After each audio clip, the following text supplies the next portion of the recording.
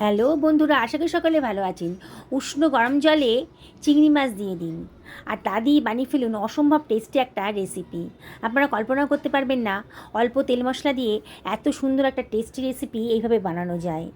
চলুন তাহলে কথা না বাড়িয়ে আজকে রেসিপিটা শুরু করে দিই। আমি এখানে প্রায় 400 গ্রাম মতো ঢ্যাঁড়স নিয়ে নিয়েছি। জল দিয়ে ভালো করে ধুয়ে পরিষ্কার করে নিচ্ছি। রেসিপিটা বানাতে মিনিট 10 টাইম লাগবে, আর এর টেস্ট কিন্তু আপনারা 10 দিন মনে রাখবেন, এতটাই টেস্টি।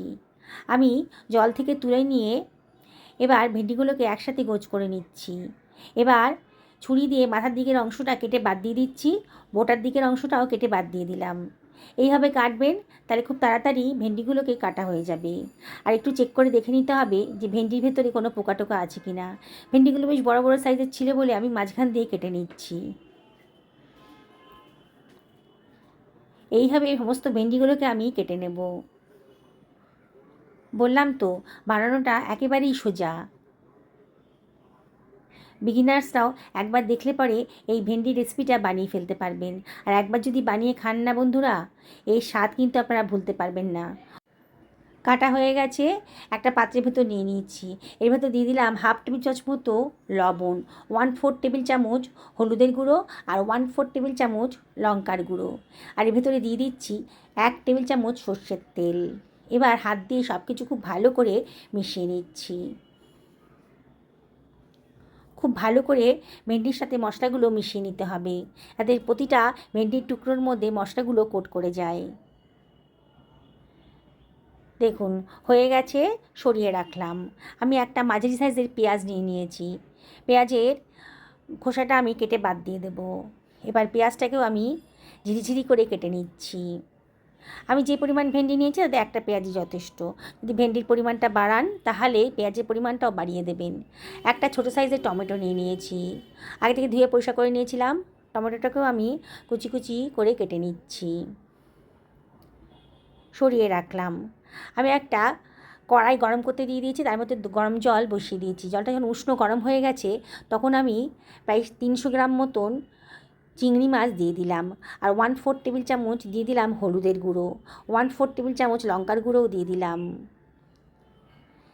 আর এর ভেতরে আমি দিয়ে দিচ্ছি 1/4 টেবিল চামচ লবণ। দিয়ে সব কিছু খুব ভালো করে মিশিয়ে নিচ্ছি। জলটা উষ্ণ গরম আছে, গ্যাসের ফ্লেমটা লোতে রেখে দিয়েছি। এইভাবে রান্না করলে পরে চিংড়ি মাছের গায়ে যে গন্ধটা আছে সেটা একেবারেই থাকবে না। আর চিংড়ি মাছটাও রান্না করার সময় বেশি তেল ব্যবহার করতে হবে না। যারা ডায়েটে আছেন তারা এইভাবে রান্না করে খেতে পারেন। দেখুন হয়ে গেছে। আমি 1 মিনিট বাদেই কিন্তু জল থেকে চিংড়ি মাছটা তুলে দিলাম। আমি ওই কড়াইয়ের ভেতরে দিয়ে দিচ্ছি 1 টেবিল চামচ মতো সর্ষের তেল, 1/4 টেবিল চামচ মতো গোটা জিরে দিয়ে দিলাম। তেলটা যখন গরম হয়ে গেছে এবার দিয়ে দিচ্ছি গোটা গরম মশলা, দারচিনি, লবঙ্গ আর ছোটো এলাচের মাথাটা একটু ফাটিয়ে দিয়ে দিলাম। সুন্দর একটা গন্ধ বেরোতে শুরু করেছে। গ্যাসের ফ্লেমটা কিন্তু এই সময় লোতেই রেখেছি। এইবার কেটে রাখা ঢ্যাঁড়সটা আমি এর ভেতরে দিয়ে দিচ্ছি, দিয়ে সব কিছু খুব ভালো করে মিশিয়ে নেব। মাঝে মাঝে একটু নাড়াচাড়া করতে হবে। গ্যাসের ফ্লেমটা মিডিয়াম টু হাইতে রেখেছি। খুব বেশি রান্না করতে হবে না, এই ঢেঁড়সের কাঁচা ভাবটা চলে গেলেই হবে। মিনিট 1.5 থেকে 2 এটাকে একটু নাড়াচাড়া করে নেব। এইবার এর ভেতরে আমি দিয়ে দিচ্ছি কুচনো পেঁয়াজটা, আর 1 টেবিল চামচ মতো আদা রসুন বাটাও দিয়ে দিলাম। কুচনো টমেটোটাও এর ভেতরে দিয়ে দিচ্ছি।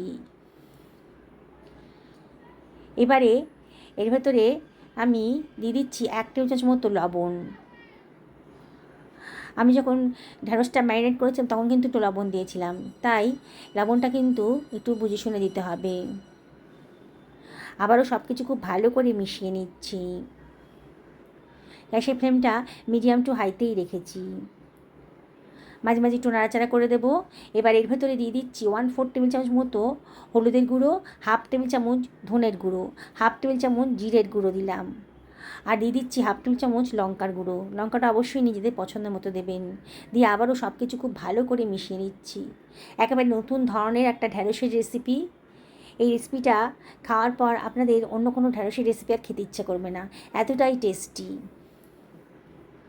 সব কিছু আবারও খুব ভালো করে মিশিয়ে নিচ্ছি। মাঝে মাঝে কিন্তু একটু নাড়াচাড়া করে দিতে হবে। এবার রান্নাটা তাড়াতাড়ি হবে বলে আমি এটা ঢাকা দিয়ে মিনিট 3 একটু রান্না করে নিচ্ছি, মিডিয়াম টু লো ফ্লেমে। 3 মিনিট বাদে দেখেই মনে হচ্ছে ঢ্যাঁড়সটা অনেকটাই নরম হয়ে গেছে, কালারটাও কিন্তু চেঞ্জ হয়ে গেছে। আবার একটু নাড়াচাড়া করে দিলাম। এবারে আমি এর ভেতরে দিয়ে দিচ্ছি 2 টেবিল চামচ মতো ফেটানো দই। বাটি ধুয়ে একটু জলও এর ভেতরে দিয়ে দিলাম। দিয়ে সব কিছু আবারও খুব ভালো করে মিশিয়ে নিচ্ছি। দেখছেন তো বন্ধুরা, বানানোটা কতটাই সোজা আর কতটা টেস্টি হবে আপনারা রেসিপিটা দেখেই বুঝতে পারছেন। একেবারে নতুন ধরনের, নতুন স্বাদের রেসিপি। এবার সেদ্ধ করে রাখা চিংড়ি মাছগুলো আমি এর ভেতরে দিয়ে দিলাম। আর এর ভেতরে আমি দিয়ে দিচ্ছি কতগুলো কাঁচা পাকা লঙ্কা। আগেই বলেছি লঙ্কাটা নিজেদের পছন্দ মতো দেবেন। তবে কাঁচা লঙ্কার টেস্টটাও কিন্তু ভালো লাগে আর ফ্লেভারটাও কিন্তু ভালো লাগে। আবারও সব কিছু খুব ভালো করে মিশিয়ে নিচ্ছি। কত কম তেল মশলা দিয়েই কিন্তু রেসিপিটা তৈরি হয়ে গেল। আবারও সব কিছু খুব ভালো করে মিশিয়ে নিচ্ছি। এবারে আমি ঢাকা দিয়ে দিচ্ছি। মিনিট 3-4 আমি মিডিয়াম টু লো ফ্লেমে ঢাকা দিয়ে রান্না করে নেব। 4 মিনিট বাদে দেখুন, দেখেই মনে হচ্ছে ঢ্যাঁড়সটা একেবারেই সেদ্ধ হয়ে গেছে। আর চিংড়ি মাছগুলো তো সেদ্ধ করাই ছিল, কোনো অসুবিধা নেই। তাও একটু চেক করে দেখে নিতে হবে যে ঢ্যাঁড়সটা পুরোপুরি সেদ্ধ হলো কি না। দেখুন একেবারে নরম হয়ে গেছে, একেবারে সেদ্ধ হয়ে গেছে। এবারে সব কিছু আমি আবারও ভালো করে মিশিয়ে দেবো। আর খানিকটা ধনেপাতা কুচি ভেতরে দিয়ে দিলাম। আর দিয়ে দিচ্ছি একটুখানি কসুরি মেথি, দারুণ সুন্দর একটা গন্ধ বেরোবে। 1 টেবিল চামচ মতো সর্ষের তেলের ভেতরে দিয়ে দিলাম, যদি মনে হয় দেবেন, আর না হলে বাদ দিতে পারেন। দিয়ে আবারও সব কিছু খুব ভালো করে মিশিয়ে নিচ্ছি। অসম্ভব টেস্টি একটা রেসিপি মাত্র 10 মিনিটের মধ্যেই কিন্তু রেডি হয়ে গেল। এই রেসিপিটা আপনারা লুচি, রুটি, পরোটা, ভাত সবের সাথেই খেতে পারবেন। অসম্ভব টেস্টি। আরও ঢাকা দিয়ে মিনিট 2 লো ফ্লেমে রান্না করে নেব। 2 মিনিট বাদে দেখুন কালারটা কতটা সুন্দর দেখতে লাগছে। আপনারা তো ঢেঁড়সের নানান রেসিপি খেয়েছেন, এইভাবে চিংড়ি মাছ দিয়ে একদিন রান্না করে দেখুন। দেখুন কত অল্প তেল দিয়েই কিন্তু রান্নাটা হয়ে গেল। এতটাই সুস্বাদু না, গ্যারেন্টি দিয়ে বলছি। একবার যদি বানিয়ে খান, বারে বারে কিন্তু আপনাদের বানিয়ে খেতে ইচ্ছা করবে। আমি একটা সার্ভিং প্লেটে এগুলোকে সার্ভ করে দিচ্ছি। দেখুন বন্ধুরা কতটা দেখতে সুন্দর লাগছে, কতটা লোভনীয় হয়েছে। একেবারে একঘেয়েমি নেই। এই নতুন ধরনের রেসিপিটা আপনারা অবশ্যই বাড়িতে একদিন ট্রাই করবেন।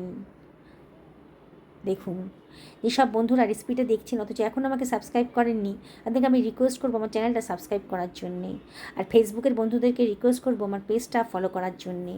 সকলে ভালো থাকুন এই কামনা করি আজকের ভিডিওটা এখানে শেষ করলাম। নমস্কার নেবেন।